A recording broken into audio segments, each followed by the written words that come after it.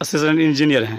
क्या रमौली से इसको शुरुआत करने के लिए बोला है? हाँ, रमौली से डिसाइड किया गया है शुरुआत करने आपको डिसाइड किया गया है? हाँ, हम लोग डिसाइड किए आपने कैसे डिसाइड कर ली जो रमौली से ही करना है? रमौली किसी न किसी पंचायत को चूज करना था, रमौली को हम चूज आपके पास मतलब नगर ये जो मतलब ग्रामीण एरिया है, यहाँ पे आपके पास है प्रूफ, नोटिस है आपके पास?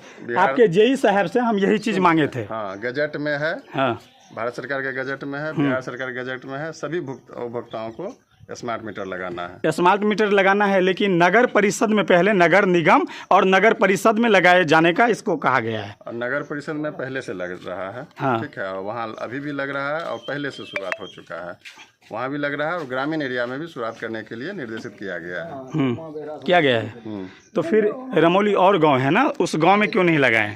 कहीं ना कहीं शुरुआत करना है। रमौली पंचायत तो मैंने शुरुआत आप किया। उनके नज़दीकी गांव से करते हैं, मतलब बेनीपुर क्षेत्र की नज़दीकी गांव से करते हैं? कोई नियम नहीं है कि हम कहाँ से शुरुआत करेंगे।